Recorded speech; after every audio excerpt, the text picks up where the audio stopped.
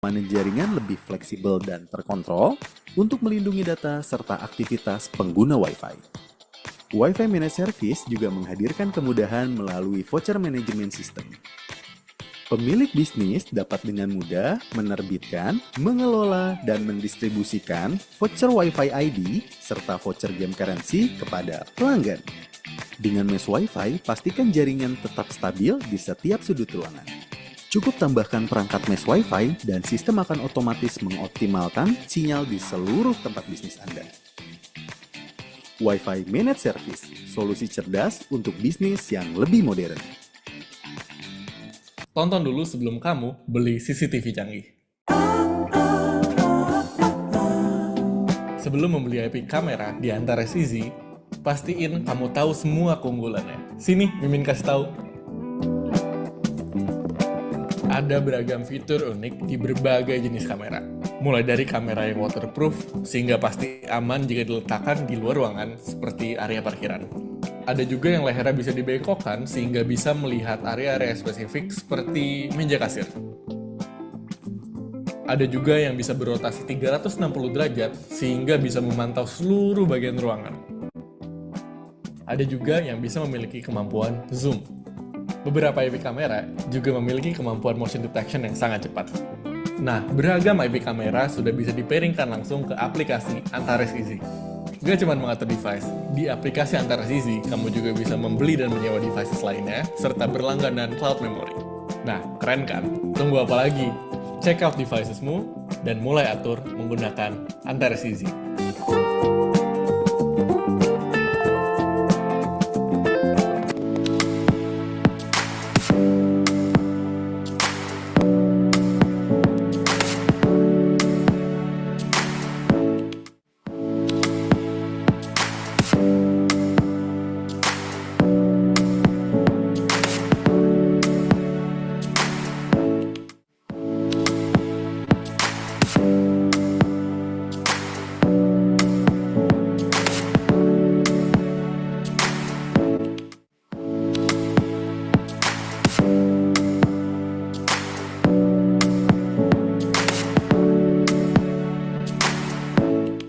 Oke, Assalamualaikum warahmatullahi wabarakatuh. Semangat pagi, salam sejahtera untuk kita semua. Puji syukur kehadiran Allah Subhanahu wa Ta'ala, yang mana kita diberikan kenikmatan untuk bisa memulai dan juga meramaikan acara webinar kita pada sore hari ini. Saya ucapkan selamat bergabung kepada para sobi semua, para peserta webinar Join Insight dengan tema Strategi Komunikasi Bisnis untuk Tingkatkan Kepercayaan Pelanggan.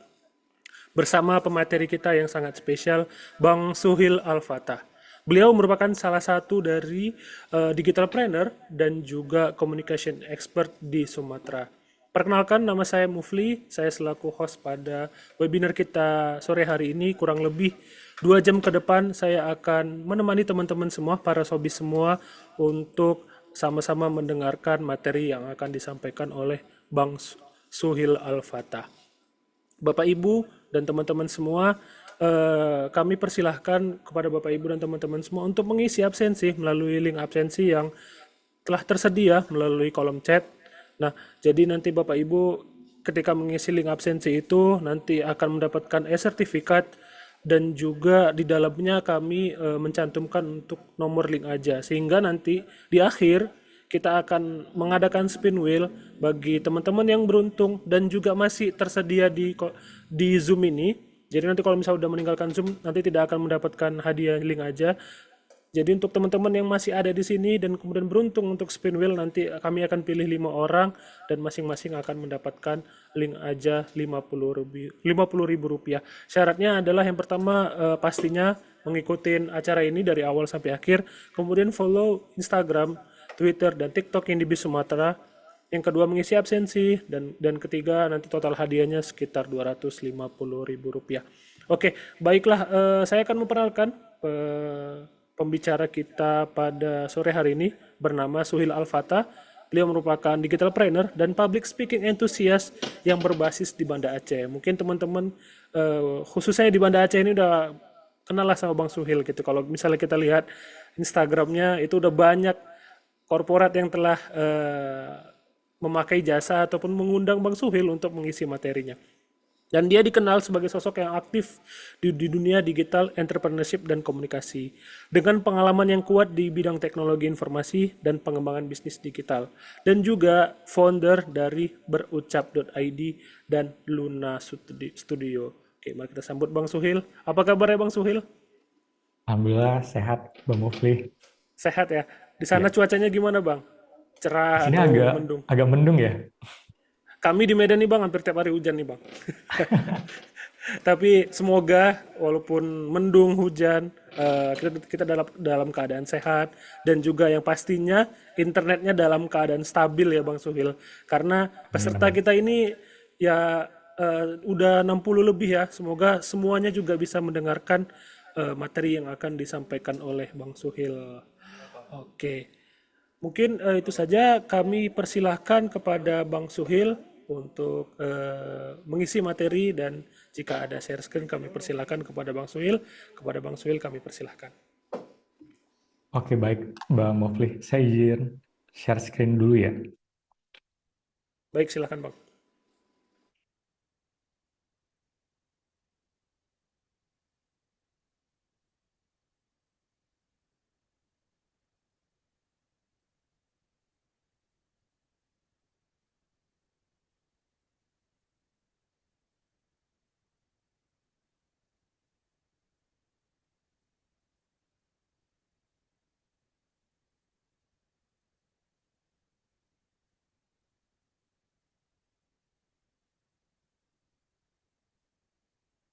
Wah, udah kelihatan, tapi ada sayanya ya.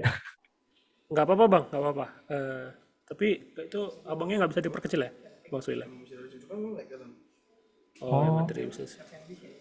ini Tapi kayaknya biasanya, dari tampilannya di-cut kayak gitu, Bang Mufli. oke. Kalau mau coba slide-nya dulu nggak apa-apa, Bang? Kelihatan atau enggak Bang? Ini depannya sih kelihatan jelas sih. Kalau masih depan. Nggak ada, kalau nggak ada tulisan kecil aman. Ini sudah dibesarin. Oke, udah full screen bang. Oke, Mm-mm. oke kelihatan kok bang. Kelihatan nih? Kelihatan. Namun di tampilan saya, oh oke udah aman ya. Soalnya di operator kayaknya kepotong kayak gitu ya. Gini Pak, nah itu operator jangan ditengok ya. Kalau di share screen nanti abang yang jadi tampilan utamanya bang. Oke, Operator udah nggak lagi. Oke, berarti udah aman ya? aman bang.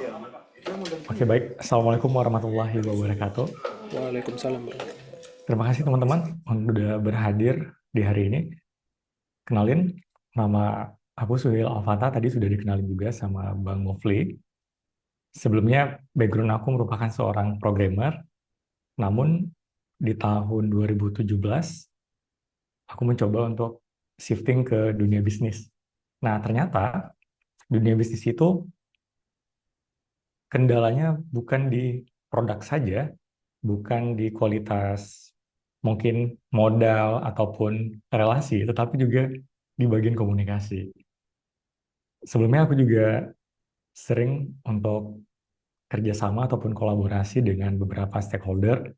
Ada Bank Indonesia, BSI, Bank Aceh, PLN di Aceh, PLN di Sumut, dan beberapa stakeholder lainnya.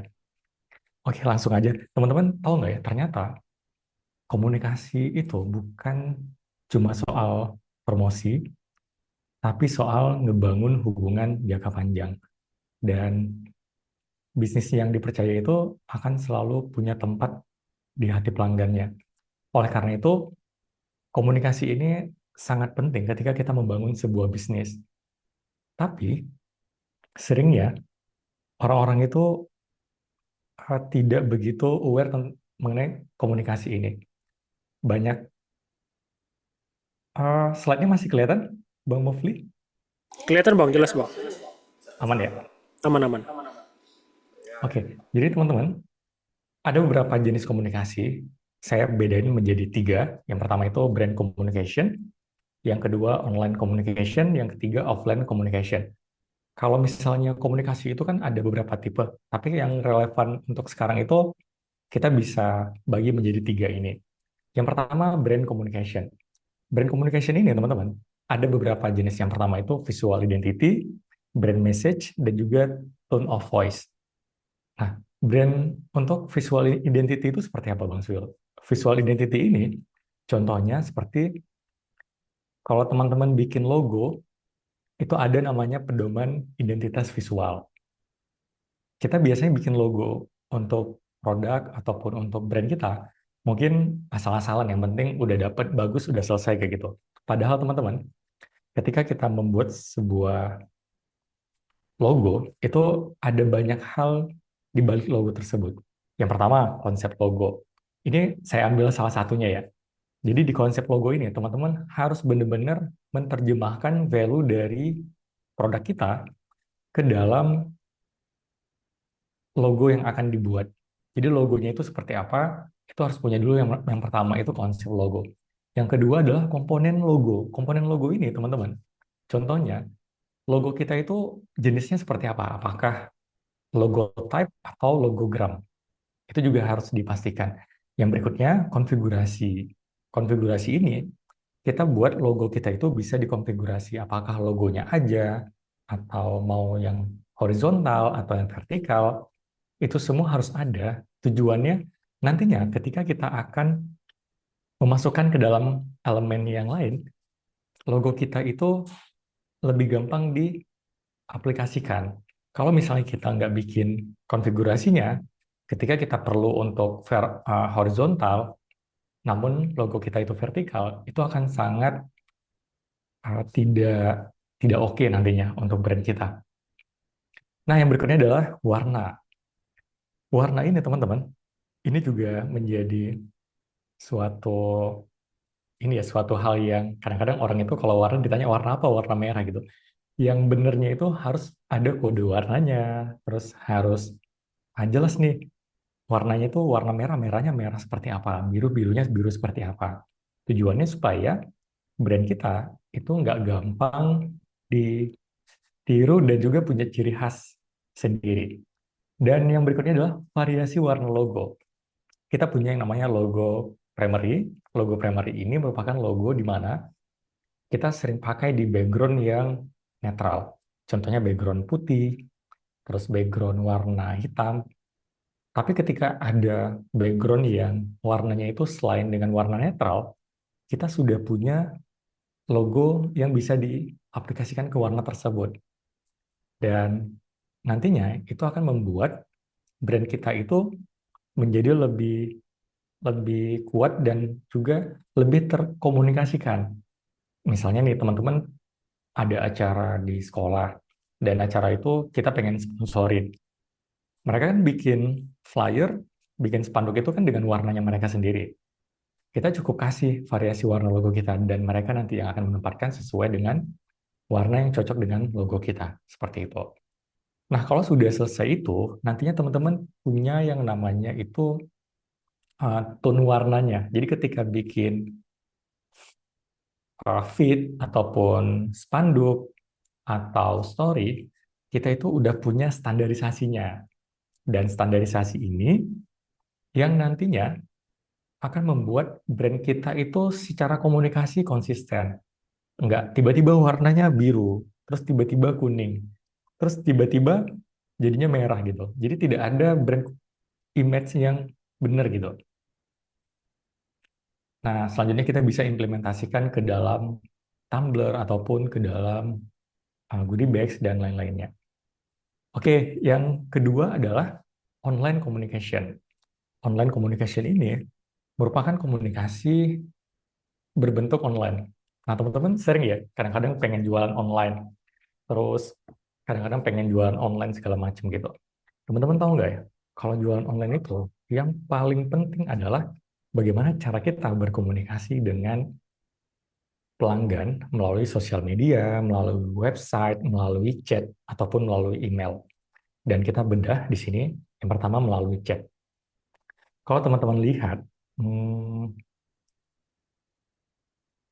komunikasi sosial media itu sangat tricky. Kenapa? Karena komunikasi dengan online itu melalui chat, teman-teman harus bisa menampilkan yang namanya itu emosi.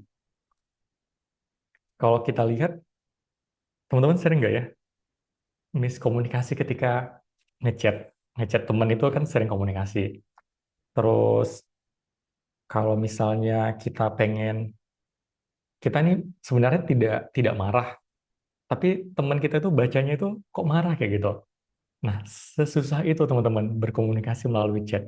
Oleh karena itu, ketika kita membuat komunikasi chat atau berjualan dengan menggunakan chat, DM, dan lain-lain, teman-teman harus ingat beberapa prinsip komunikasi ini. Yang pertama adalah responsif. Responsif itu balasnya itu nggak boleh lama, harus dalam waktu 1 sampai 5 menit. Nggak boleh lebih dari situ. Kalau misalnya kita ngerasa kayaknya nggak bisa, Bang, teman-teman pakai auto reply. Auto reply ini berguna supaya mereka tahu kalau mereka sudah masuk pesannya dan kita sedang menunggu respon dari tim. Seperti itu. Prinsip yang kedua adalah ramah dan personal. Nah, personal ini contohnya, teman-teman harus tanya dulu namanya siapa. Setelah itu di-mention lagi.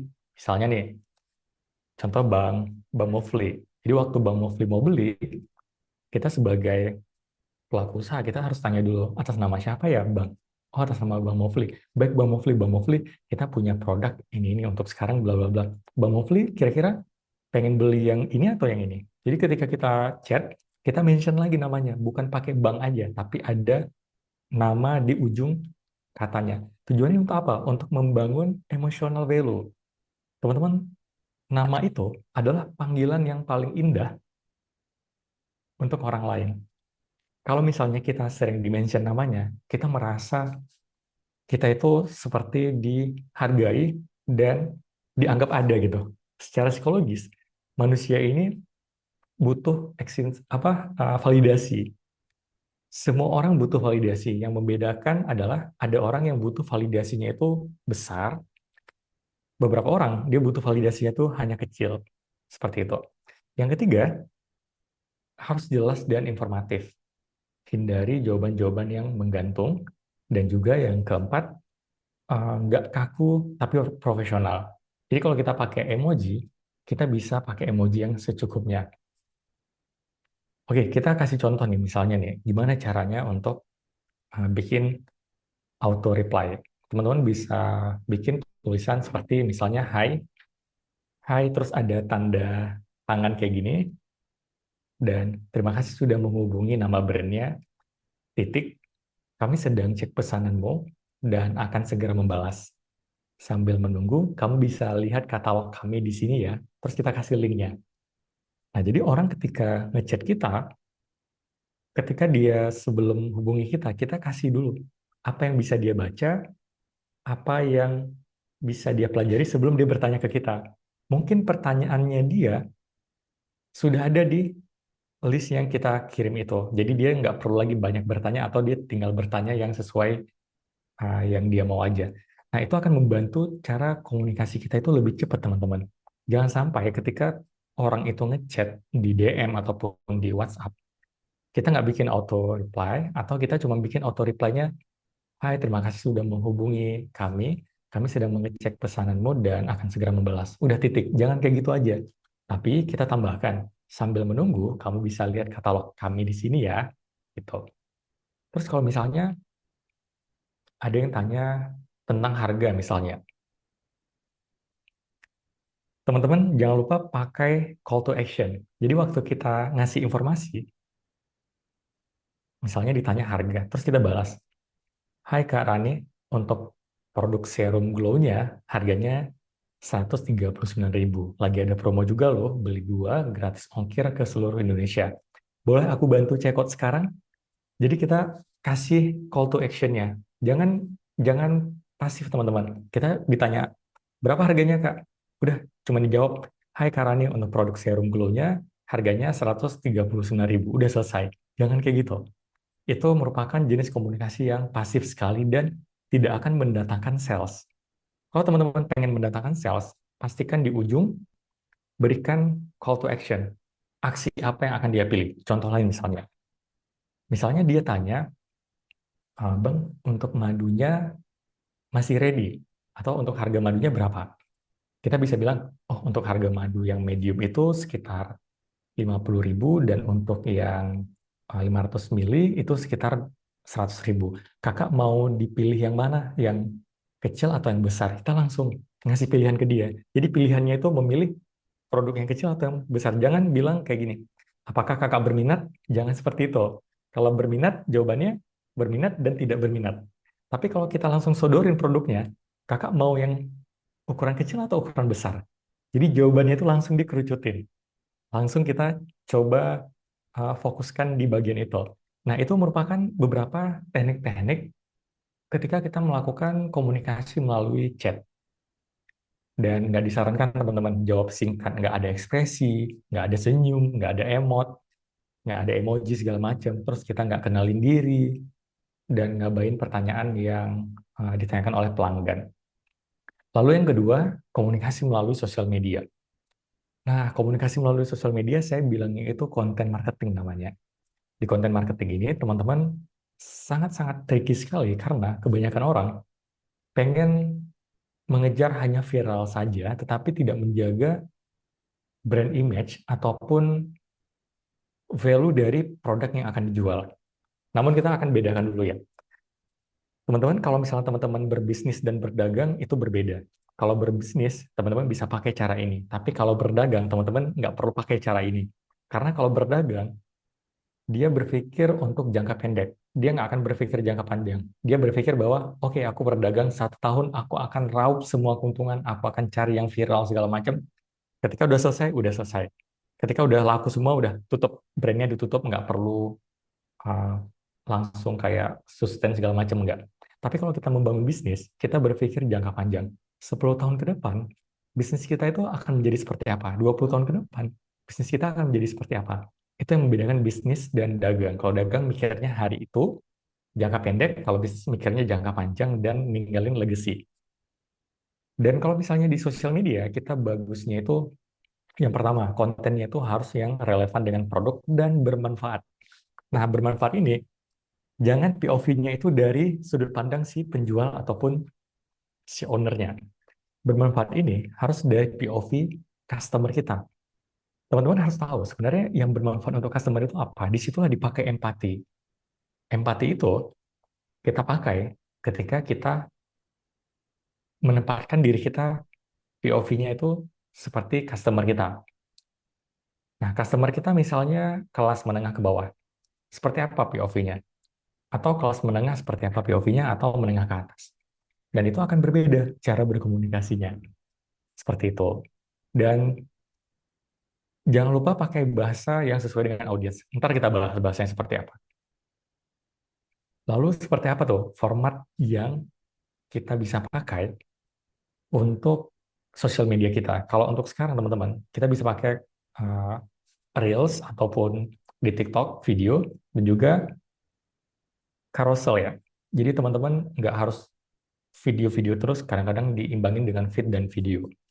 Dan video ini di awal itu sudah pasti sulit untuk naik kecuali kita pakai teknik-teknik yang sangat radikal ya.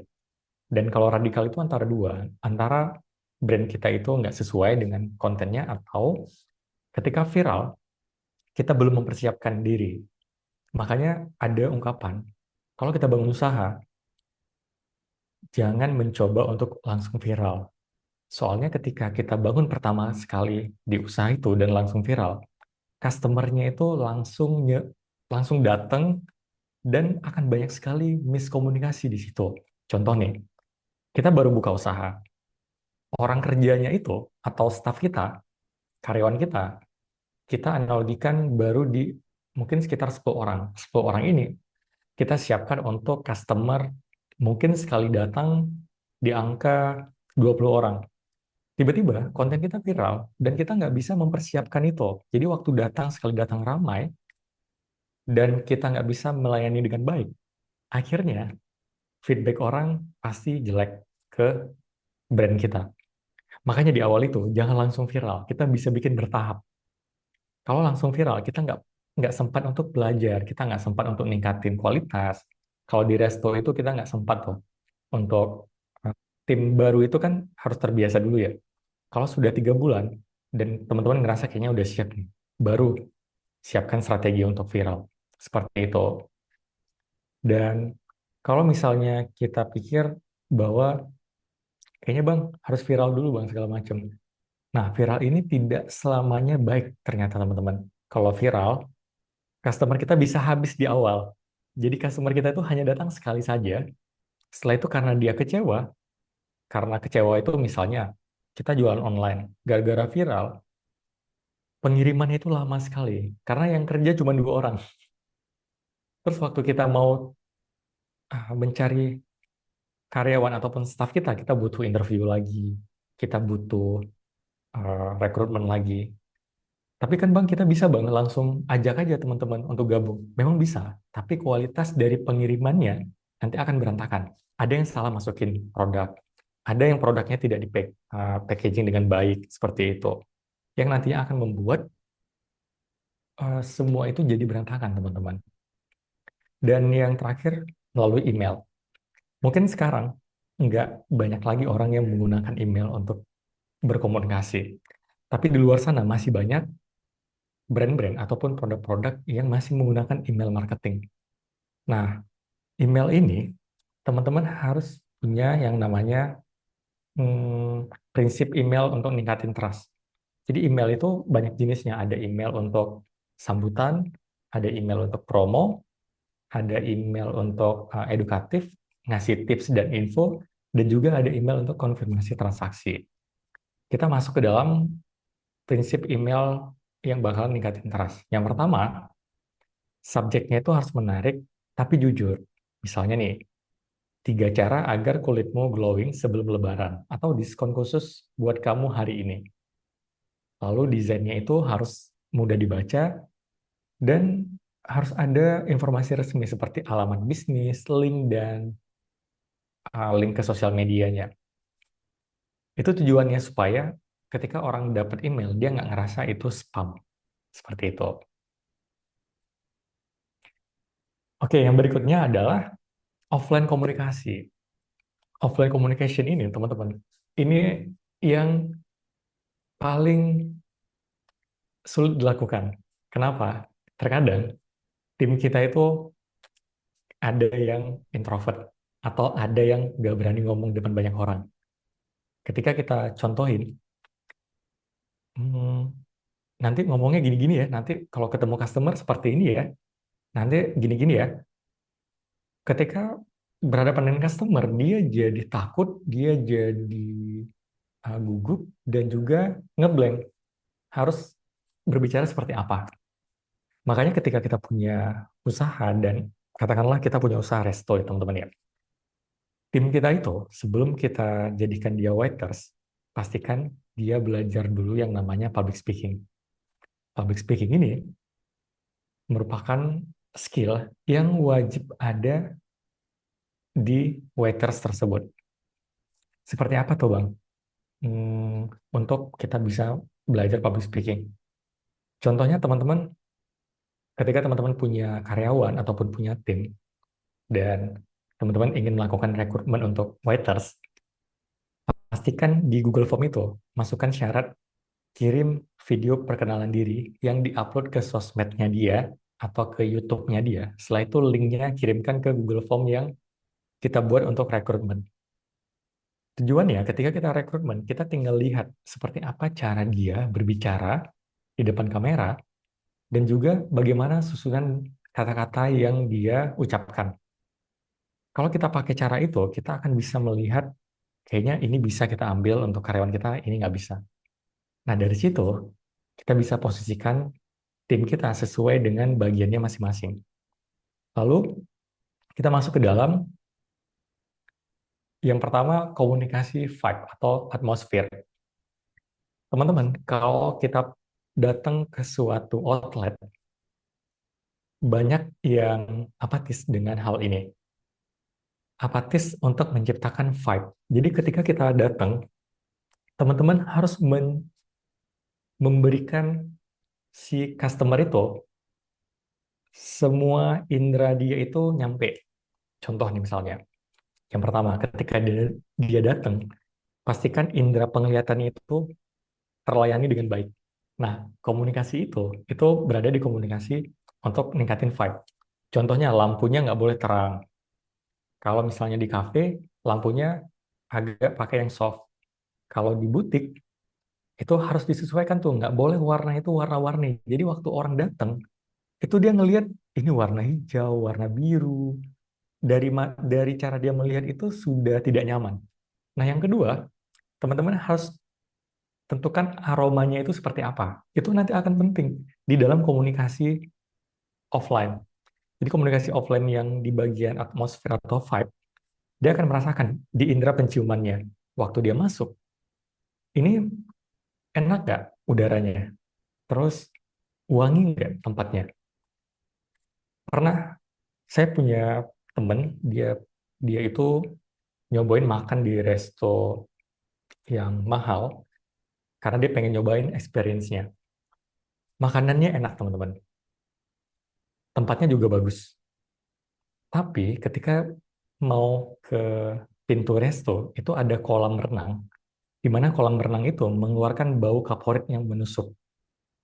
Jadi ketika dia datang, dia sudah disambut dengan bau yang menusuk itu. Jadi waktu dia makan, enak. Makanannya enak. Waktu dia pulang, makanannya itu tidak teringat lagi di kepalanya. Yang dia ingat itu bau kaporitnya.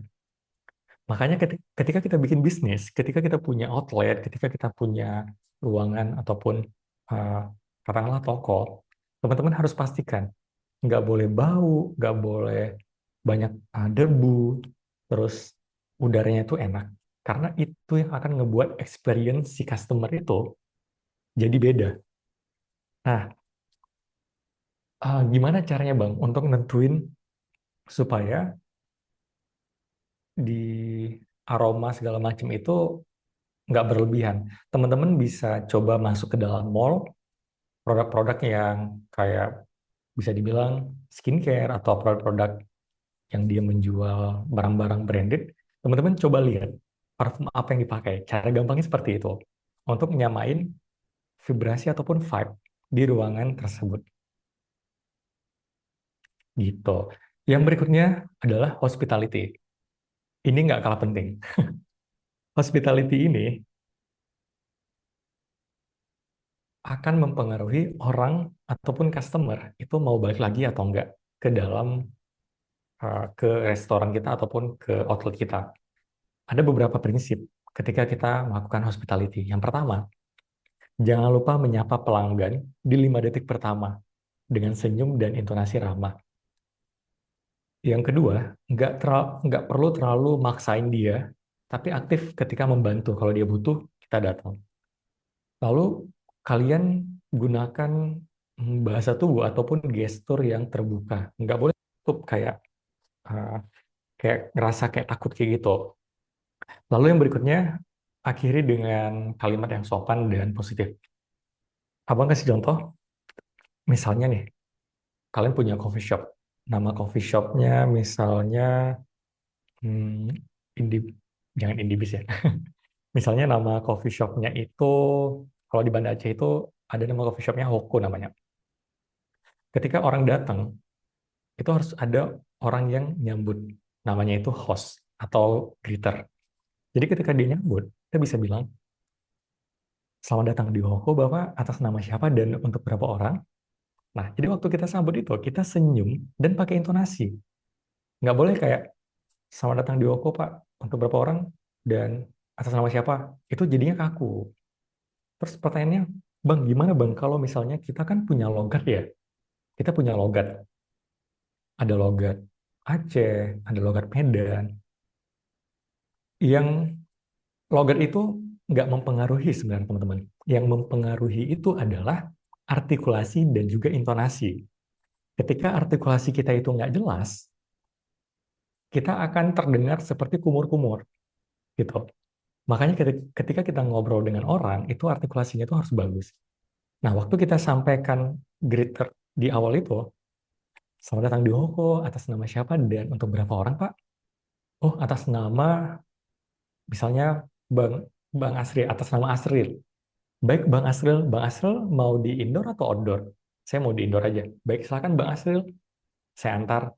Jadi ketika dia nyebutin nama, kita mention lagi namanya, kita mention lagi namanya.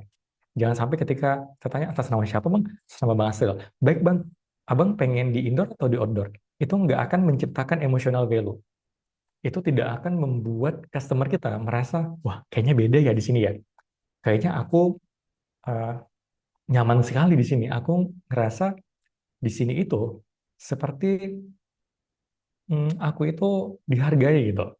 Kalau teman-teman pernah ngopi di Starbucks, jadi dulu tuh sebelum banyak kopi-kopi di luaran sana, kenapa Starbucks bertahan pada saat itu?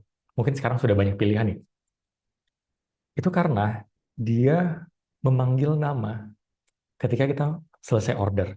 Kalau teman-teman masuk itu, biasa kan dia nanya nama, terus dia catat tuh di botolnya, terus dia panggil atas nama Pak Suhil, atas nama Bang Suhil, atau atas nama siapa kayak gitu, atas nama Mas Suhil, itu ngebuat kita ngerasa, oh kayaknya aku deket tuh, kayaknya ini tempat aku, karena kita sudah dimention namanya. Tapi kalau misalnya dibilang Bang aja, itu nggak terikat apa-apa kita di tempat itu. Makanya belajar untuk komunikasi ini, kita lebih banyak belajar psikologis orang lain, psikologis manusianya. Dan yang berikutnya, ketika kita berkomunikasi, teman-teman, kata-kata itu hanya berpengaruh 7%. Sisanya itu adalah suara, intonasi, dan juga bahasa tubuh. Jadi ketika kita berkomunikasi di bisnis, ketika kita menjelaskan ke customer kita nggak perlu penjelasan yang fancy, nggak perlu penjelasan yang lengkap seperti harus dari A sampai Z. Yang diperlukan adalah intonasi kita, suara kita yang jelas dan nggak cempreng, lalu bahasa tubuh yang kita pakai. Contoh, kalau misalnya abang menjelaskan sesuatu, misalnya nih, abang senyum nih, abang kan ketika abang menjelaskan sesuatu seperti ini, teman-teman itu akan merasa, oh kayaknya Bang Suhil ramah ya dan gampang di-approach. Nanti kalau ada apa-apa aku bisa tanya ke Bang Suhil. Tapi kalau misalnya abang ngajar itu mukanya itu datar kayak gini, dan abang nggak senyum sama sekali, bahkan muka abang merengut, itu bikin orang nggak mau ngobrol dengan abang. Jadi walaupun se seramah, bukan seramah ya, sebaik apapun abang, kalau abang nggak menerjemahkan itu dengan bahasa tubuh, dengan smile voice, itu nggak akan berpengaruh.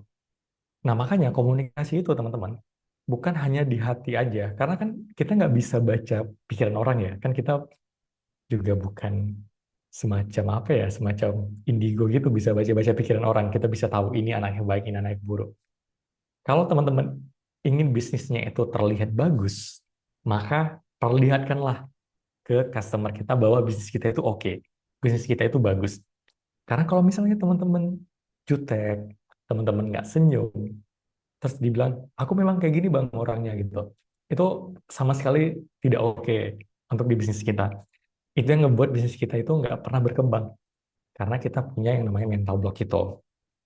Jadi ketika di hospitality itu, selain kata-kata, gestur, smile voice, lalu gaya kita berdiri, gaya kita duduk, itu akan sangat berpengaruh. Dan cara melatihnya itu teman-teman bisa coba, mungkin teman-teman punya staff atau teman-teman lagi jualan, teman-teman bisa coba senyum setiap pagi. Jadi coba senyum sekitar 5 menit.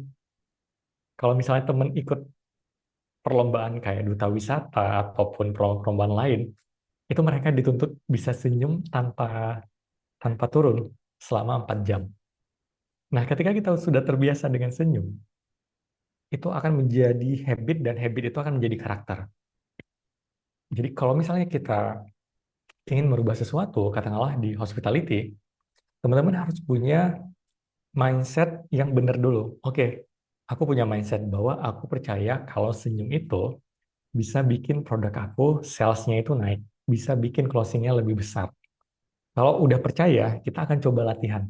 Kita akan coba senyum, kita akan coba latihan senyum setiap pagi. Dari percobaan-percobaan itu akan menjadi kebiasaan.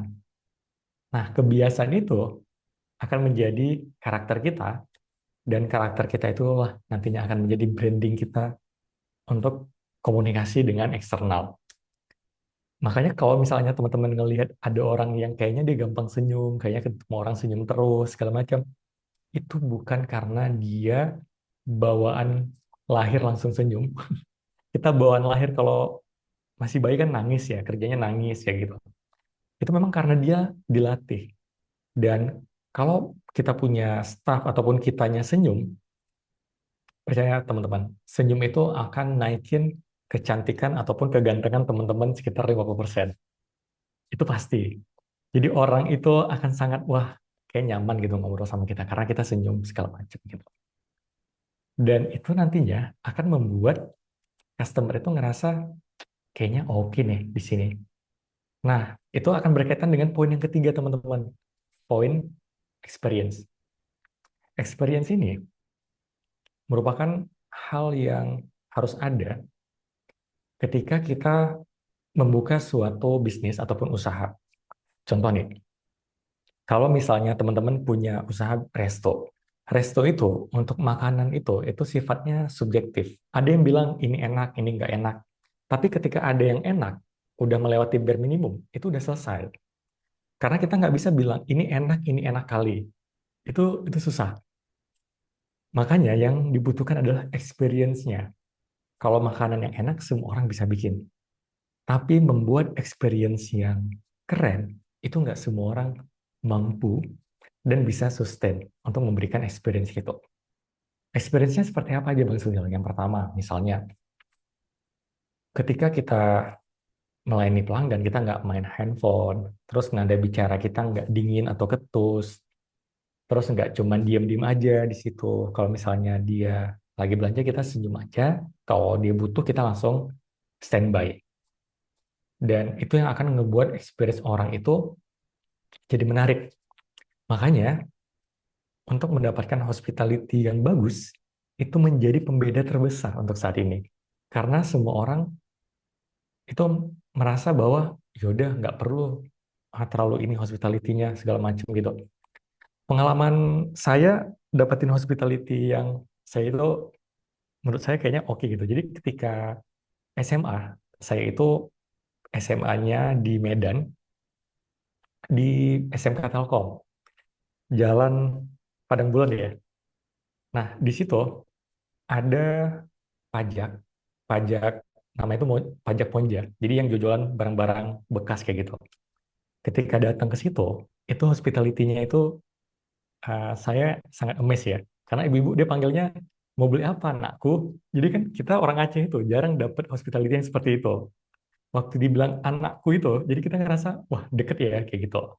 Nah hal-hal yang seperti itu yang ngebuat oke nyaman belanja di sini, oke nyaman di sini kayak gitu. Dan itu kadang-kadang kita memilih itu bukan dari rasional, tetapi dari emosional. Ketika hospitality-nya itu bagus. Tapi kalau sekarang saya kurang tahu ya gimana hospitality-nya. Dulu waktu zaman saya SMA, saya rasa bagus hospitality-nya. Dan itu membuat saya ngerasa kayaknya oke nih untuk belanja di situ. Atau ketika kita masuk ke dalam kafe, yang dimana ketika kita masuk langsung disambut, dan langsung diantar ke meja, dan dia senyum, dan dia menunjukkan vibrasi itu yang friendly, itu yang ngebuat saya itu bertahan. Oh teman-teman, perhatikan, apa yang membuat orang, dia itu kadang-kadang gini, pertanyaannya, Bang gimana Bang, kalau kita itu harus, berarti kan harus fake ya Bang ya, harus palsu gitu, senyumnya harus senyum-senyum palsu gitu, harus ketawa-tawa karir. Yang membedakan ketawa-ketawa karir dengan ketawa-ketawa yang tulus adalah vibrasi yang diberikan. Oleh karena itu, teman-teman harus memberikan vibrasi yang bagus. Karena ketika vibrasinya itu bagus, teman-teman memang senyum itu memang benar-benar tulus gitu. Kadang-kadang ada orang tulus tapi nggak bisa senyum, nggak ngerti senyum. Nah, vibrasi itulah yang nantinya akan nyampe ke customer dan akan ngebuat experience-nya itu menarik. Dan itu yang nantinya akan membuat brand kita menjadi lebih kuat. Kurang lebih seperti itu untuk materi hari ini. Kita akan masuk ke dalam sesi tanya-jawab. Dan saya kembalikan ke Bang Mufli. Silakan Bang Mufli. Oke, luar biasa. Terima kasih Bang Suhil yang tadi materinya yang paling berkesan di saya tuh terkait senyum tadi Bang. Jadi saya langsung aduh sebagai orang yang sangat susah senyum ya kan karena mungkin terbiasa di Medan. Jadi harus berlatih ini. Oke, banyak pertanyaan yang tadi ditanyakan oleh para sobi semua, para peserta webinar. Untuk yang pertama ini saya pengen bacain Bang Suhil dari atas nama Bang Azril Maulizal asal dari Banda Aceh. Pertanyaannya adalah bagaimana cara pelaku UMKM kecil dapat menciptakan narasi brand yang kuat dan dapat dipercaya oleh masyarakat umum meski belum memiliki portofolio yang besar. Oke, oke, terima kasih Bang Mufli. Tadi yang bertanya siapa? Asril Maulizal. Oh, ya Asril. Thank you Asril untuk pertanyaannya, bagus sekali. Untuk kita yang punya usaha UMKM yang kecil, ini yang jarang dilakukan oleh orang lain. Nah, ketika kita bangun bisnis, yang kita pikirkan hanya modal untuk memberi barang, untuk membeli peralatan, atau untuk nyewa toko, kita jarang alokasikan budget untuk visual identity. Untuk membuat logo yang proper, itu dibutuhkan minimal 1,5 juta sampai 2 juta. Itu minimal, minimal sekali. Harusnya ketika kita membuat suatu usaha, pastikan budgetin ke visual identity. Kenapa? Karena visual identity itu yang nantinya akan membuat customer jadi trust ke brand kita. Dari warna, dari font, dari packaging, warna-warna di packaging atau dari logo, itu akan membuat trust ke brand kita. Tapi kalau misalnya logonya itu asal-asalan, nggak melibatkan desain grafis yang profesional, atau kita ngasal aja tuh, nggak ada tuh warna yang dipakai, kalau di sini kayak gini warnanya, kalau ini seperti ini. Itu akan membuat brand kita jadi nggak oke. Nah, makanya di awal, saya selalu bilang ke teman-teman UMKM, selalu siapkan budget untuk visual identity, karena itu nggak kalah penting untuk berkomunikasi awal dengan customer. Teman-teman tahu, customer ketika ngelihat Instagram kita, dia kan belum ngomong dengan kita, dia belum DM, dia belum melakukan komunikasi datang ke outlet segala macam gitu. Yang pertama kali dia lihat visualnya, sama seperti manusia. Manusia itu yang pertama sekali dilihat visualnya, cara kita senyum, postur badan kita, tatapan mata kita, itu sama seperti brand. Kalau brand, yang pertama kali dilihat adalah logonya dan juga warna yang dipilih. Jadi pastikan, Bang Asril, untuk bisa nguatin brand UMKM atau bisnis kita, yang paling penting di awal adalah visual identity. Karena itu jembatan pertama yang akan merepresentatifkan bisnis kita ke customer. Itu aja. Semoga menjawab ya. Oke, terima kasih Bang Suhil atas pertanyaan dari Bang Asril tadi. Teman-teman kalau mau bertanya silahkan bertanya di kolom chat karena waktu kita masih cukup panjang untuk sesi tanya jawab. Karena tadi mungkin nggak terlalu panjang di materi, jadi teman-teman boleh tanyakan. Jadi nanti teman-teman panitia akan memilih pertanyaan-pertanyaan yang terbaik, nanti akan ditanya, nanti akan saya bacakan. Oke, kita lanjut ke pertanyaan kedua ya Bang Suhil. Yap. Dari Umar Danis, pertanyaannya adalah, di era yang saat ini apa-apa pakai AI, gimana menurut Abang supaya komunikasi kita ke pelanggan tetap manusiawi agar pelanggan tidak merasa bicara dengan AI? Terlebih untuk yang saat ini menggunakan tools-tools otomasi seperti chatbot atau AI di bisnisnya. Oke. Oke. Ini cukup menarik ya. Teman-teman, kalau misalnya dengar kata wapres kita, katanya harus belajar AI segala macam ya untuk supaya bisa ngikutin pace dari teknologi segala macam. Namun saya punya pandangan lain. Ternyata sekarang ini yang berbasis AI itu jadi hal yang common, jadi hal yang biasa, jadi hal yang terkesan kayaknya ah, ini gampang nih pakai AI gitu. Makanya ketika kita bangun bisnis, nggak selamanya harus pakai AI. Kapan pakai AI? Pakai AI itu untuk membuat organisasi ataupun staff karyawan kita itu lebih efektif. Contohnya nih misalnya, Kita pakai ChatGPT yang berbayar untuk menganalisa data. Kita bisa pakai DeepSeek untuk melihat apa tren-tren terkini. Tapi untuk berkomunikasi, saya tidak menyarankan pakai AI karena AI itu sangat flat dan juga datar.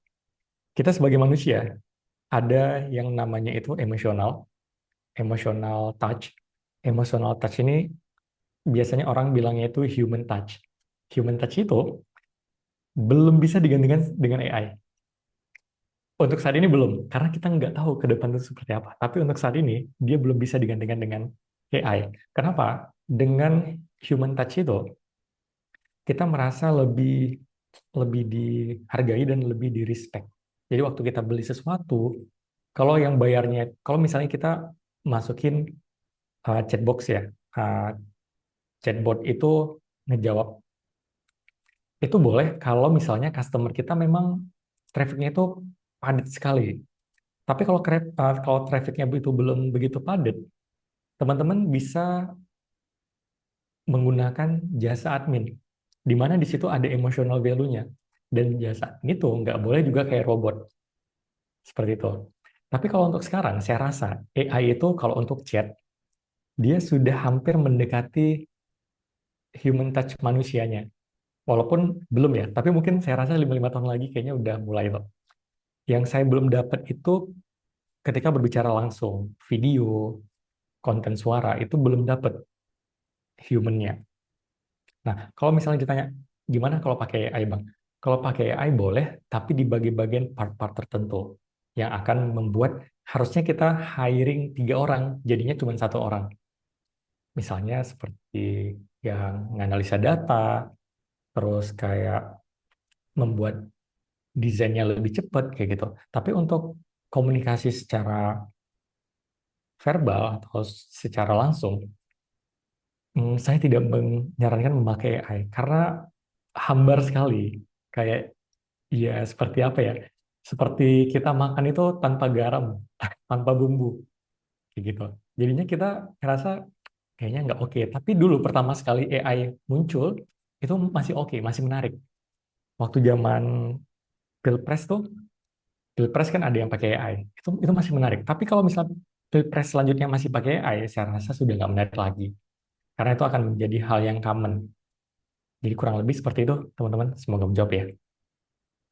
Oke, tadi itu pertanyaan dari Umar Danis ya Bang. Berarti batasannya tadi selama AI itu masih kayak mungkin untuk jangka pendek ya, yang Iya. mungkin yang kita rasakan sekarang AI itu masih manusiawinya masih belum mendekati kita lah ya, masih agak jauh. Hmm. Itu lebih baik kalau bisa ada SDM manusianya ya manusia aja ya Bang ya. Iya, benar. Oke, itu tadi pertanyaan dari Umar Danis. Lanjut ke pertanyaan ketiga ya Bang Suhil. Dari Hana Abelia Putri bertanya, saya sudah menerapkan beberapa hal yang Bang Suhil sampaikan. Namun terkadang ada saja konsumer yang mencari celah dengan membandingkan produk kita dengan produk kompetitor. Bagaimana cara mengkomunikasikan atau meyakinkan customer tanpa terlihat sombong? Oke. Ini menarik sekali ya. Ketika kita membuat produk, itu pasti akan dibanding-bandingkan dengan customer lain. Misalnya nih, kita membuat produk A, terus dia akan mencari tuh pembandingnya. Caranya, teman-teman, yang pertama itu, teman-teman harus sadar dulu, ketika kita berjualan dan kita ingin berkomunikasi, teman-teman harus bedakan customer yang pengen diambil pasarnya itu customer yang seperti apa. Ada customer yang kelas menengah, ada yang kelas bawah, ada yang kelas atas. Setiap segmentasi customer ini, cara nge-treatnya beda-beda. Kalau customer kelas bawah, teman-teman harus perang harga, harus pakai harga yang paling murah. Makanya kan banyak tuh kayak produk-produk yang harga itu banting segala macam gitu. Karena dia memang segmennya memang mainnya itu di kelas bawah dan dia bisa produksi massal pakai mesin karena dia tidak perlu mengandalkan manusia. Kalau teman-teman masih nggak bisa memproduksi massal, masih speednya itu masih lambat, saya sarankan mainnya itu di kelas menengah atau di kelas atas. Kenapa? Kalau di kelas menengah ini agak tricky memang. Di kelas menengah ini, kadang-kadang dia bisa berperilaku seperti kelas bawah, membanding-bandingkan produk, tapi di satu sisi dia ingin kualitasnya yang baik gitu. Kalau kelas bawah, dia melihat harga yang murah dan dia tutup mata dengan hospitality, dengan kualitas produk, dia nggak peduli tentang hal itu. Kalau kelas menengah, dia agak membingungkan. Kadang-kadang dia pengen yang murah, tapi dia pengen yang bagus gitu. Nah, kalau kelas atas, dia nggak penting lagi harga. Yang dia penting, yang dia merasa penting itu adalah kualitas produk dan kualitas pelayanan. Jadi waktu kita jualan, misalnya nih, kita pengen jualan sesuatu dan kita ngerasa, oh kayaknya hmm, produk aku ini udah banyak dan harganya lebih murah gitu.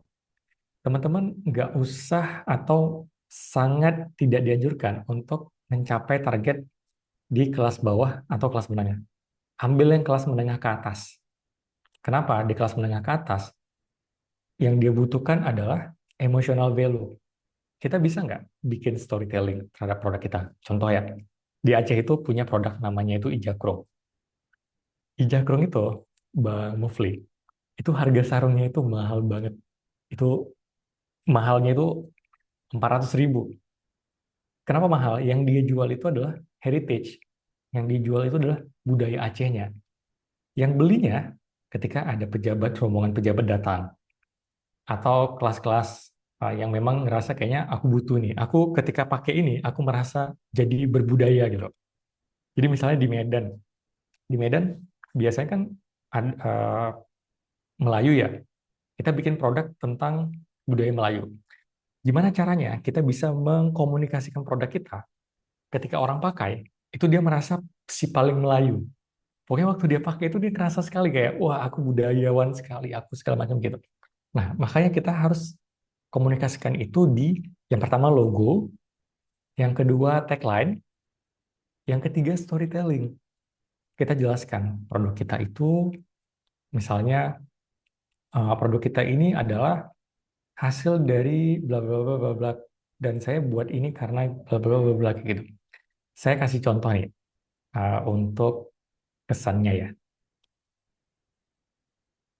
Hmm, Misalnya nih kita punya target target audiensnya itu misalnya teman-teman punya skincare lokal. Kita bisa bikin tagline rawat kulit, rawat diri. Atau kita bisa buat cerita tentang asal-usul kenapa kita membuat skincare tersebut. Contoh misalnya, kita bisa bikin storytelling videonya kayak gini. Kami lahir dari keresahan melihat banyak produk skincare yang tidak cocok untuk iklim tropis. Maka kami membuat rangkaian perawatan alami tanpa parfum buatan dan tanpa paraben. Semua bahan kami tanam dan proses sendiri di tanah dataran tinggi Aceh. Kami percaya bahwa kulit sehat bisa diraih tanpa harus mahal. Nah, kata-kata itu akan menjadi brand story namanya. Brand brand story itu merupakan storytelling yang kita bangun agar orang itu nyampe, oh, yang aku beli itu bukan hanya produknya loh, yang aku beli itu adalah budayanya dan cara mereka membuat produk itu. Sehingga orang itu nggak akan membanding-bandingkan harga lagi. Jadi kayak di tempat A lebih murah nih, pindah ke tempat A. Yang sulit itu kalau kita menjual komoditi. Kita bukan menjual brand, kita bukan menjual produk. Kalau komoditi, kita nggak bisa pakai komunikasi ini. Karena komoditi itu kan dia butuhnya quantity, bukan quality. Jadi kurang lebih seperti itu, Bang Mufli dan teman-teman yang lain. Semoga menjawab ya. Oke, Bang Suhil, tadi pertanyaan dari Hana Belia Putri. Dan kebetulan juga terkait Ijakrung tadi ya diceritain. Itu kami juga pernah, Bang Suhil, pernah podcast bareng gitu, jadi live Instagram. Dan kami bagi-bagi hadiah kemarin, bagi-bagi sarung kurang lebih 3. Jadi memang benar kata Bang Suhil, dari segi harga memang tinggi, tapi memang dari valuasi atau value dari brandnya memang cukup tinggi juga. Jadi memang pasarnya juga ada gitu untuk yang menengah ke atas gitu. Oke. Sebelum ke beberapa pertanyaan lagi Bang Sohil, saya ingin ingatin bahwa absensi akan kita tutup sebentar lagi karena selesai sesi tanya jawab, kita akan spin wheel. Jadi teman-teman yang belum absensi segera absensi, kurang lebih sekitar 5 menit ke depan akan kita tutup absensinya. Jadi untuk teman-teman yang belum absensi dipersilakan untuk mengisi absensi. Nanti kita akan pilih untuk teman-teman yang beruntung dan masih ada di Zoom, masih berada di Zoom, nanti akan mendapatkan hadiah link aja total Rp250.000. Oke, lanjut nih Bang. Kita ke pertanyaan keempat. Dari Nabila Anilda Zahra. Menurut Abang, apa kesalahan komunikasi bisnis paling umum yang sering dilakukan UMKM di Indonesia? Dan bagaimana cara menghindarinya? Terima kasih Bang. Oke, thank you Nabila yang namanya ya. Nabila, betul Bang. Ya, thank you Nabila untuk pertanyaannya.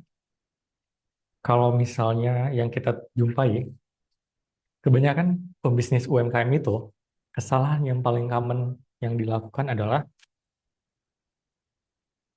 dari cara dia berkomunikasi langsung. Jadi kalau misalnya teman-teman pengen jadi pembisnis, teman-teman harus ngumpulin dulu yang namanya skill set. Skill set ini punya beberapa tahap. Yang pertama itu cara berpikir rasional dan efektif. Di situ meliputi cara critical thinking, cara ngambil keputusan berdasarkan data dan angka. Jadi waktu kita ngambil keputusan itu, kita nggak, kenapa ya, oh kayaknya ini aja, kayaknya ini aja. Tapi kita memakai metode cost-benefit analysis. Dan semua itu bisa dihitung ternyata. Nggak ada tuh yang kayak, pakai hati aja, pakai insting aja. Insting itu, kalau kita selalu pakai insting, usaha itu tutup. Kalau misalnya kita mau bangun usaha, itu semua soal angka. Semua soal yang bisa kita prediksi, selebihnya baru doa ya. Lalu kebanyakan dari pelaku usaha, dia tidak mengumpulkan skill set itu. Skill set cara berkomunikasi, skill set regulasi emosi, skill set leadership, dan itu yang membuat dia kewalahan ketika membangun sebuah bisnis. Karena ketika dia membangun sebuah bisnis, dia punya tim, dan dia tidak bisa ngarahin timnya. Dia berharap timnya itu inisiatif, dia berharap timnya itu bekerja maksimal segala macam. Tapi dia nggak belajar gimana caranya memotivasi tim, gimana caranya berkomunikasi dengan tim secara efektif, gimana caranya supaya nggak tantrum. Jadi ketika kita marah gitu, kita nggak langsung tantrum gitu segala macam. Atau tim kita nggak tantrum dengan tim yang lain. Itu yang harus dipelajari oleh seorang pembisnis atau seorang leader yang nantinya ketika dia membangun sebuah usaha. Dan yang paling common adalah dia nggak mempelajari speaking skill. Kalau menurut preferensi saya. Kenapa nggak mempelajari speaking skill? Itu menjadi hal yang apa ya, yang akan mempengaruhi si pembisnis ini. Karena ketika dia, yang pertama dulu nih, ketika dia punya modal, katakanlah dia belum punya investor karena dia masih pertama kali membangun bisnis, jadi belum begitu dapat kepercayaan dari orang lain. Ketika dia punya modal, disitulah seni bernegosiasi untuk membeli barang atau produk atau raw material. Ketika dia jumpa orang, ketika dia jumpa vendor, ketika dia jumpa kayaknya nih mau beli barang ini. Cara dia berkomunikasi itu menentukan barang itu tersedia atau enggak, dan juga menentukan harga yang dia dapatkan. Kalau dia nggak pintar berkomunikasi, dia nggak pintar membangun hubungan dengan vendor, barang yang nantinya akan dia jual itu tidak akan diprioritaskan kalau lagi stoknya itu tipis. Yang kedua, ketika dia berkomunikasi dengan tim. Nah, kalau dia taunya cuman marah-marah, kalau timnya itu ngelakuin kesalahan, dia marah-marah. Kalau timnya itu kerjanya baik, dia nggak pernah muji. Nah, itu juga akan membuat si bisnis atau UMKM ini kewalahan untuk mencari karyawan ataupun staff. Keluar kata-kata, susah ya nyari orang kerja sekarang. Susah ya nyari karyawan sekarang. Kenapa susah? Karena ketika dia ngeluarin karyawan itu, yang masuk, itu standarnya sama. Jadi dia itu bukannya memperbaiki, tetapi menggantikan orang itu. Makanya dibutuhkan kelas, dibutuhkan semacam pendampingan ketika kita menjadi leader. Pendampingan itu yang dibutuhkan nantinya supaya bisnis kita itu akan sustain. Dan yang ketiga, baru yang terakhir itu adalah customer. Gimana caranya kita berkomunikasi dengan customer? Dan itu seperti yang kita pelajari yang di materi yang sebelumnya, kita bisa pakai itu. Dan itu yang terakhir, teman-teman. Yang pertama itu teman-teman harus punya skill set dulu. Jadi semua orang penting atau semua orang hebat, dia punya yang namanya fase pertama. Nah, fase pertama itu, contoh nih misalnya, teman-teman malu misalnya bikin konten di Instagram, di TikTok, ngerekam video sendiri itu malu. Ketika orang masuk ke dalam fase pertama, dia akan dihujat oleh temannya sendiri, oleh teman-teman terdekatnya. Nanti ada yang bilang, cie influencer, cie aktif sekali, cie selebgram. Itu pasti. Itu fase pertama. Dan teman-teman nggak boleh gagal di fase pertama. Tetap lanjut. Kita tinggal bilang, thank you ya. Terus kalau dibilang, kaku, kaku, itu ngomongnya kaku sekali tuh. Itu ngomongnya kayaknya kurang senyum. Thank you ya, aku lagi proses belajar juga. Makasih loh feedbacknya. Kita tinggal bilang seperti itu. Jangan sampai kita langsung down. Hati mungil kita itu langsung tersakiti gitu. Nah, kebanyakan pembisnis UMKM itu nggak settle karena dia nggak melatih mentalnya ketika berkomunikasi. Dan ketika berkomunikasi, ketika melakukan sesuatu itu, ada yang namanya fase pertama. Fase pertama nih, contoh misalnya Bang Mofli. Bang Mofli ketika dia menjadi host pertama sekali, itu masih deg-degan, masih grogi, masih nervous, dan orang pasti bilang, nervous, nervous tuh, hostnya nervous tuh, segala macam gitu. Dan itu wajar. Nah, makanya teman-teman harus paham ketika fase pertama nyoba sesuatu, entah itu speaking skill, entah itu apapun itu, teman-teman harus sadar bahwa, oke, ada fase pertama yang harus aku lewati. Ada fase pertama yang kayaknya aku harus uh, selesaikan gitu. Dihujat sama orang, segala macam. Dan itu yang saya ngelihat nggak banyak UMKM yang melewati itu. Tapi UMKM yang melewati fase pertama itu usahanya itu langsung naik. Karena bisnis kita, besar kecilnya bisnis kita itu tergantung ownernya atau foundernya. Jadi ketika foundernya itu meningkatin kapasitasnya, bisnis dia pasti meningkat kapasitasnya. Tapi ketika foundernya nggak ningkatin kapasitasnya, dia nggak mau belajar, ketika ada kelas dia bilang, aku udah tahu kok, gampang tuh, slow kayak gitu. Nah, itu ciri-ciri leader yang nggak akan bisa ningkatin kapasitas tim dia, sehingga bisnis dia itu nggak akan meningkat dari segi penjualan maupun pertumbuhan. Itu saja, semoga menjawab ya. Oke, terima kasih Bang Suhil tadi dari Kak Nabila Anilda Zahra. Selanjutnya kita pertanyaan kelima nih Bang. Ada kosakata baru nih. Ditanyakan oleh Ilyas Mubarok. Kak izin bertanya, apakah komunikasi itu harus juga menguasai ilmu hypnoselling? Dan bagaimana caranya agar konsumen itu bisa trust dengan apa yang kita tawarkan? Terima kasih. Oke, dari siapa Bang Mufli? Ilyas Mubarok. Oh ya, thank you Bang Elias untuk pertanyaannya. Bagus sekali ya pertanyaannya. Saya sarankan perlu belajar itu, tapi sebelum belajar itu, teman-teman harus belajar cara ningkatin rasa percaya diri. Kebanyakan dari kita ikut kelas hypnoselling, kita ikut kelas copywriting, kita ikut kelas gimana caranya untuk negosiasi segala macam. Tapi lupa, akar core-nya itu nggak diberesin. Core-nya itu apa? Cara kita melihat diri sendiri, self-image, atau self-esteem.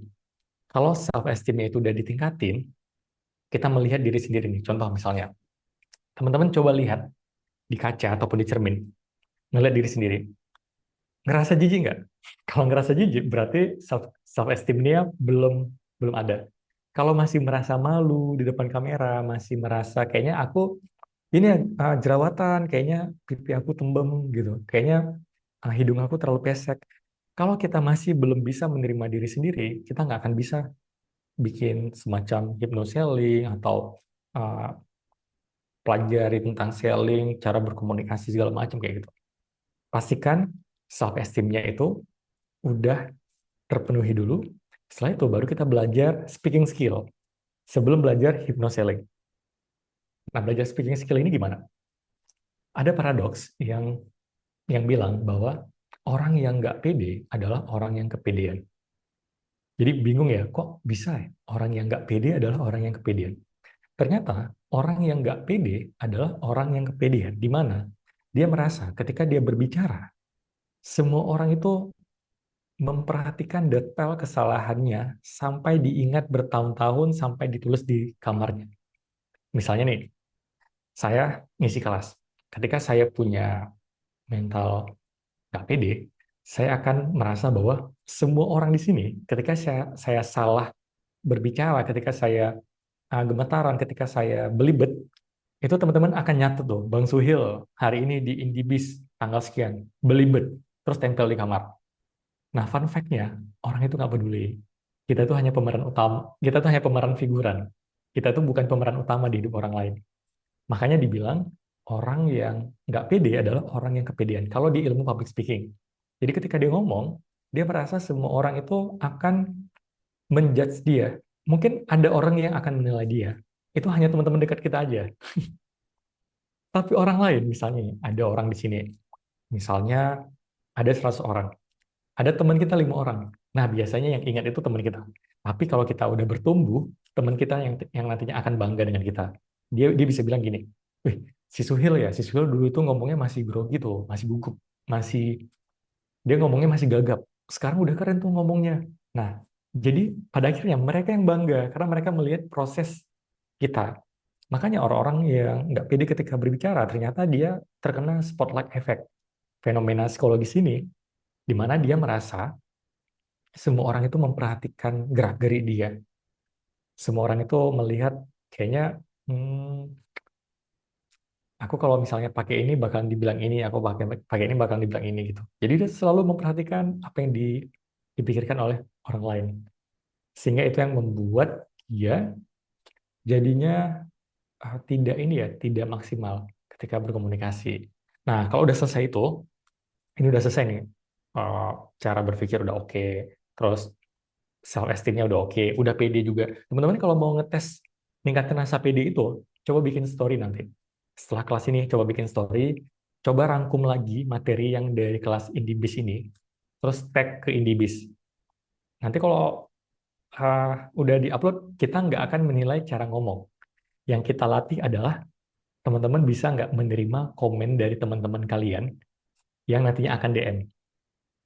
C, influencer, C, selebgram. Nah, itu yang kita latih. Sehingga rasa percaya diri itu akan bertambah dan mental kita akan semakin kuat. Jadi kalau misalnya teman-teman bikin story, itu teman-teman nggak belajar speaking skill, teman-teman hanya belajar bagaimana caranya supaya melatih rasa percaya diri kita. Seperti itu. Dan setelah itu baru belajar hypnoselling dan lain-lainnya. Seperti itu. Semoga menjawab ya. Oke, Bang Suhil. Tadi mungkin sebelum jauh ke hypnoselling ya, berarti kalau kita yang awam nih, yang hypnoselling, mungkin lebih tahunya hipnotis nih, Bang ya. Iya. Jadi mungkin tadi banyak tahapan-tahapan ya sebelum ke hypnoselling. Terutama kita harus menyesuaikan speaking skill gitu ya. Jadi memang percaya diri juga perlu dilatih. Jadi teman-teman yang ingin mencoba ataupun meningkatkan kualitas komunikasinya boleh dengarkan tadi saran dari Bang Suhil, meningkatkan speaking skill dan juga percaya diri. Oke Bang, terakhir nih Bang, ada pertanyaan terakhir. Jadi mohon maaf pada teman-teman semua belum bisa dibacakan semuanya. Terakhir dari Kak Luciana Novianti Ningrum. Selamat sore Kak Suhil. Sebelumnya perkenalkan nama saya Lucy. Izin bertanya, apakah dalam membangun suatu brand atau UMKM penting untuk mempromosikan barang atau jasa yang dijual dengan promosi lewat influencer ataupun selebgram? Mengingat bahwa saat ini sangat banyak brand yang berlomba menggandeng artis atau influencer. Lalu jika misal artis tersebut terkena masalah, banyak brand yang ikut terkena dampaknya. Bagaimana menurut Bang Suhil terkait hal ini?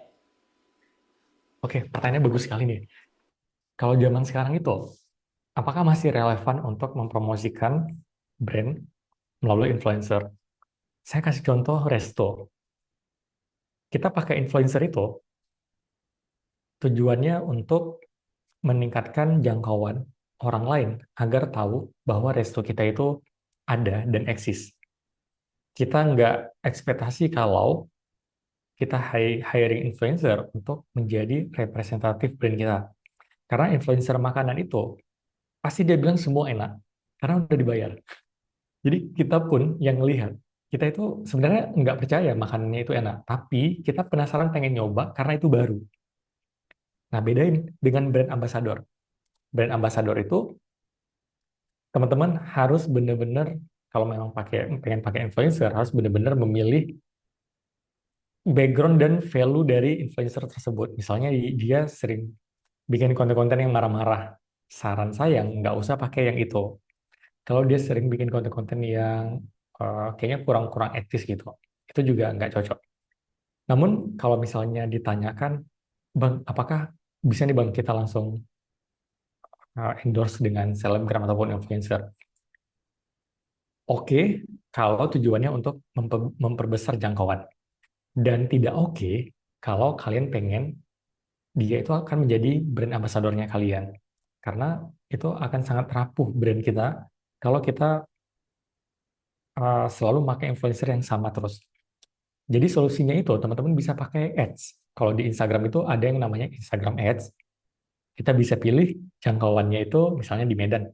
Di Medan itu jangkauannya sejauh mana? Atau di Banda Aceh. Di Banda Aceh itu sejauh mana jangkauannya? Berapa kilometer? Terus orangnya siapa aja yang mau kita jangkau. Misalnya anak SMA umurnya 17 sampai 15 misalnya, atau 16 sampai 20. Lalu jenis kelaminnya itu apa, dan hobinya itu apa. Dan itu lebih oke ketika kita ingin promosiin brand kita ataupun bisnis kita, atau layanan yang mau kita bangun gitu. Karena kita bisa memilih audiens yang sesuai dengan needs yang kita pengen capai. Kalau influencer, audiensnya itu sangat random. Kita nggak bisa nentukan, aku pengennya anak di usia ini, hobinya ini, terus dia sering ngeklik ini. Itu nggak bisa kalau di influencer. Tapi di influencer itu hanya sebatas, aku pengen banyak orang yang lihat bisnis aku. Nah, itu bisa. Kalau misalnya pengen spesifik selling, closing, itu pakainya Instagram Ads. Saran saya seperti itu. Jadi komunikasinya beda. Nggak komunikasi yang dari influencer itu. Tapi kalau misalnya sekarang kita lihat beberapa influencer itu dia punya audiensnya sendiri. Misalnya kayak yang saya perhatikan ya, misalnya kayak Fuji. Fuji itu sekarang udah banyak ibu-ibu, terus udah banyak mama-mama, mama muda ya gitu.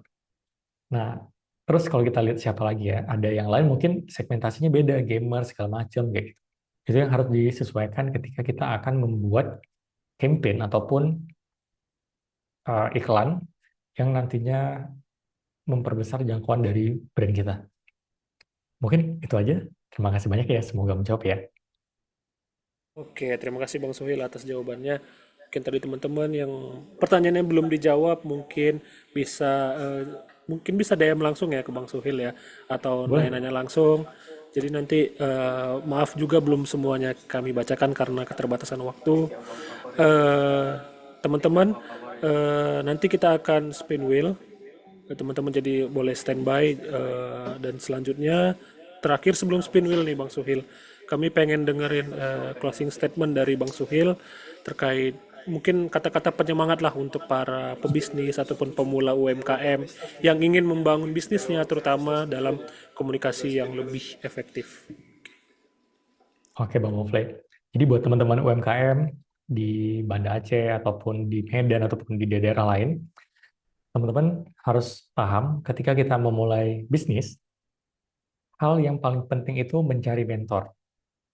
Nah, kebanyakan bisnis itu, ketika dia introvert, ketika dia nggak pintar berkomunikasi, dia akan sulit menemukan mentor dan berkomunikasi dengan mentor.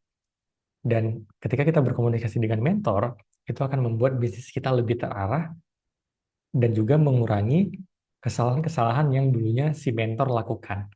Artinya bisnis kita akan lebih gampang untuk dikembangkan. Itu saja, semoga teman-teman di sini bakalan ketemu suksesnya di bisnis dan juga akan berkembang dan bertumbuh. Terima kasih banyak. Saya tutup. Assalamualaikum warahmatullahi wabarakatuh.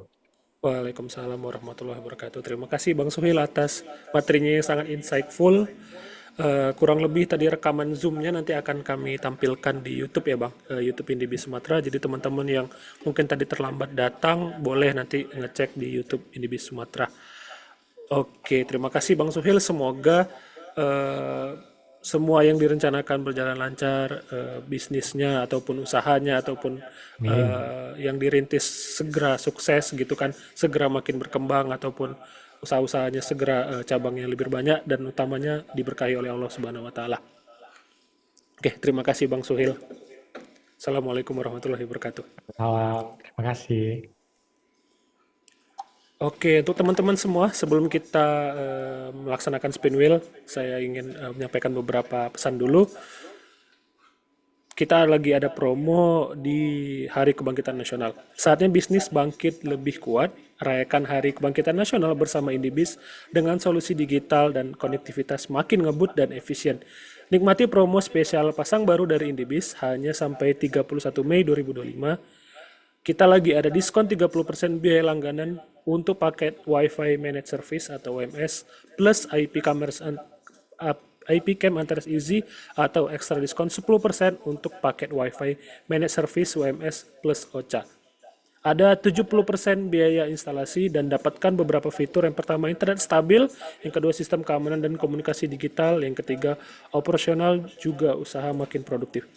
Jangan lewatkan klaim promonya di website resmi Indibis berikut di indibis.co.id/flash/bangkit Sumatera. Jadi untuk teman-teman semua, khususnya para pelaku usaha yang ingin berlangganan Indibis, sekarang lagi ada promo Hari Kebangkitan Nasional, boleh langsung aja ke website Indibis, ada promo-promo dan diskon biaya langganan yang telah saya sebutkan tadi. Oke, untuk teman-teman semua kita absensi telah ditutup, jadi mohon maaf untuk teman-teman yang belum sempat mengisi absensi. Namun jangan lupa kedepannya kita tetap akan ada webinar lagi, jadi teman-teman jangan sampai ketinggalan absensinya, karena kalau di akhir kami beranggapan bahwa teman-teman telat dan tidak adil untuk teman-teman yang lain. Oke, apakah panitia sudah ready? Kita akan mulai spin wheel. Jadi untuk teman-teman semua yang masih ada di Zoom ini, jika namanya muncul, nanti boleh raise hand atau ketik hadir atau absen gitu ya. Kita akan pilih 5 orang yang beruntung yang akan memenangkan spin wheel kita pada sore hari ini. Oke, kita mulai yang pertama. Silahkan di spin.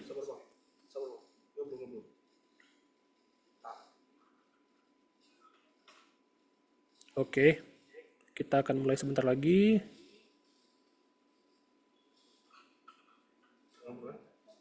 Oke.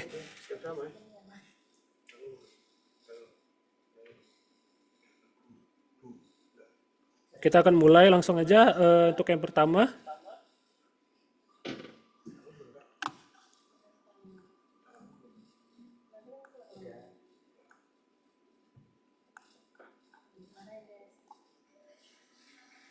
Untuk yang pertama, atas nama Gisel Klavinsta Wibowo, apakah hadir? Kami akan hitung 5 detik. 5, 4, 3, 2, 1. Oke, Gisel Klavinsta Wibowo tidak ada. Oke, kita hapus, kita lanjut lagi, kita ambil yang baru.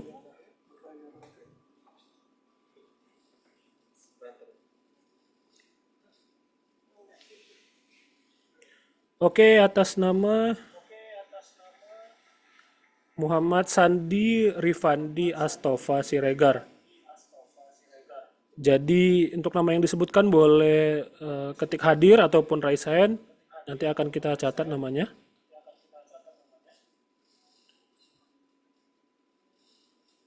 Oke, Bang Sandi Rifandi hadir. Oke, 1 orang pemenang telah kita dapatkan. Selanjutnya ke pemenang kedua.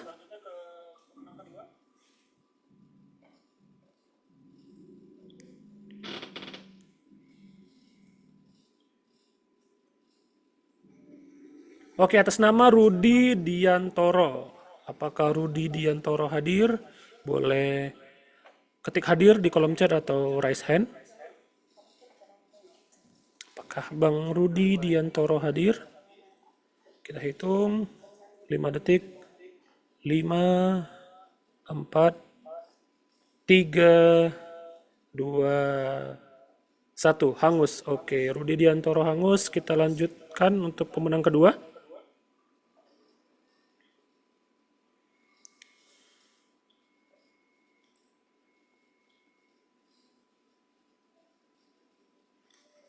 Oke, atas nama Muhammad Dairobi Fabiantara, kepada Bang Muhammad Dairobi Fabiantara, jika hadir silakan ketik hadir atau resen. Oke, Bang Dairobi Fabian hadir. Untuk pemenang kedua, selamat kepada Bang Dairobi. Lanjut ke pemenang ketiga.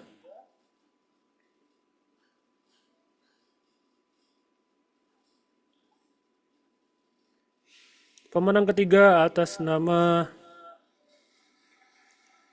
Muhammad Faris. Apakah Muhammad Faris hadir? Silakan ketik hadir atau raise hand. Oke, Muhammad Faris hadir ya, pemenang ketiga. Selanjutnya, untuk pemenang keempat.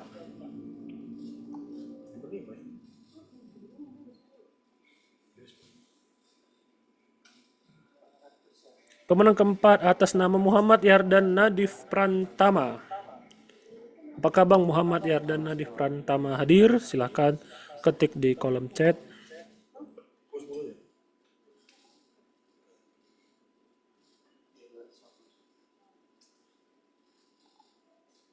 Muhammad Yardan Nadif Prantama. Bang Yardan Nadif hadir. Oke, Bang Yardan. Selamat menjadi pemenang keempat. Lanjutnya kita yang kelima.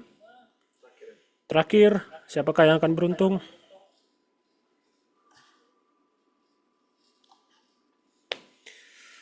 Oke, pemenang terakhir. Akankah cowok semua atau akankah ada cewek terakhir? Atas nama Afril Laurencia.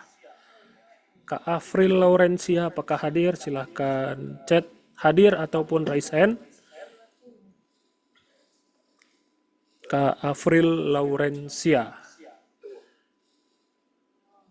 Kita hitung mundur. 5, 4, 3, 2, 1. Oke, mohon maaf Kak Afril Laurencia kita eliminasi. Selanjutnya kita ganti dengan yang lain.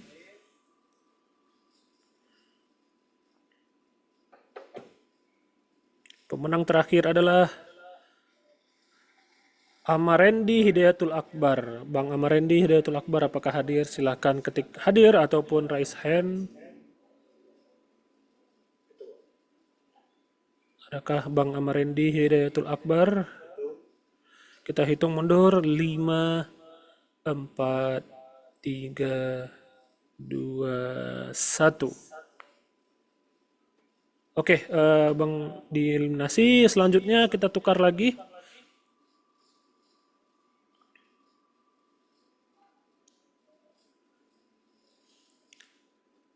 Atas nama Nindi Deka Nifani. Oke, Kak Nindi Deka Nifani apakah hadir? Silakan ketik hadir di kolom chat ataupun raise hand. Apakah Kak Nindi Deka Nifani hadir? Mari kita hitung mundur. 5, 4, 3, 2, 1. Oke, Kak Nindi kita hapus. Selanjutnya kita ganti dengan yang lain.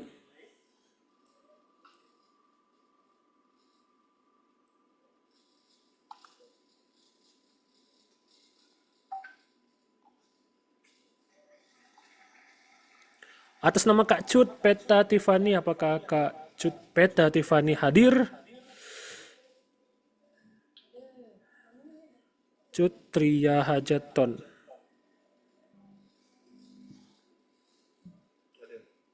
Hadir ya?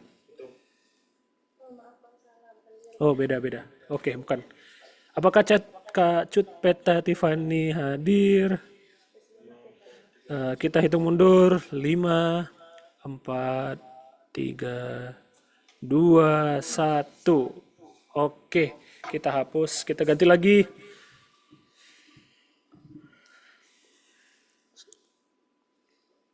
Selanjutnya atas nama Gusti Ngurah Aristiana Adi Putra. Apakah Kak Gusti Ngurah Astriana Adi Putra hadir? Silahkan ketik hadir di kolom chat ataupun Oke, Kak Gusti Ngurah Pagan atas nama Kak Gusti Ngurah Pagan. Selamat sebagai pemenang terakhir. Untuk teman-teman semua jangan berkecil hati karena kita tiap bulannya tetap akan melaksanakan webinar dari pembicara-pembicara yang sangat insightful ya. Gak kerasa udah kurang lebih 2 jam kita hari ini. Terima kasih saya ucapkan kepada pemateri kita tadi Bang Suhil yang sudah meluangkan waktunya. Terima kasih juga kepada seluruh peserta yang sudah meluangkan waktunya untuk belajar bersama hari ini. Dan terima kasih juga untuk Indibis dan seluruh panitia yang bertugas hari ini. Kita akan ada webinar selanjutnya tanggal 11 Juni 2025 dengan pemateri Wasudewan.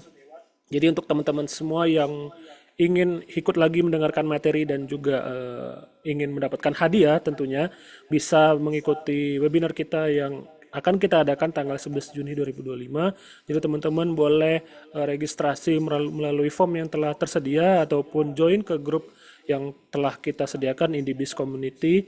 Jadi informasi-informasi yang ingin kami sampaikan bisa melalui WhatsApp grup seperti itu. Oke, akhir kata saya mohon maaf bila banyak kesalahan atas nama Indibis dan juga panitia. Jika banyak kekurangan, itu mungkin dari saya pribadi, mohon dimaafkan. Wabillahi taufiq wal hidayah. Assalamualaikum warahmatullahi wabarakatuh. Dalam dunia bisnis, koneksi internet yang stabil dan terkelola dengan baik adalah kunci kepuasan pelanggan dan efisiensi operasional. Indibis menghadirkan Wi-Fi Managed Service, solusi pintar untuk mengelola jaringan internet bisnis Anda dengan mudah dan aman. Bangun identitas bisnis yang lebih kuat dengan Welcome Page Management. Personalisasikan halaman login Wi-Fi dengan banner promosi atau informasi penting bisnis Anda. Cukup masuk ke dashboard, pilih desain yang diinginkan, dan terapkan dalam hitungan detik. Kelola jaringan dengan mudah melalui dashboard Venue Owner. Pantau jumlah pengguna, kecepatan internet, dan statistik pemakaian di berbagai lokasi dalam satu platform yang terintegrasi. Security Type Management memastikan keamanan jaringan lebih fleksibel dan terkontrol untuk melindungi data serta aktivitas pengguna Wi-Fi. Wi-Fi Managed Service juga menghadirkan kemudahan melalui voucher management system. Pemilik bisnis dapat dengan mudah menerbitkan, mengelola, dan mendistribusikan voucher Wi-Fi ID serta voucher game currency kepada pelanggan. Dengan mesh Wi-Fi, pastikan jaringan tetap stabil di setiap sudut ruangan. Cukup tambahkan perangkat mesh Wi-Fi dan sistem akan otomatis mengoptimalkan sinyal di seluruh tempat bisnis Anda. Wi-Fi Managed Service, solusi cerdas untuk bisnis yang lebih modern.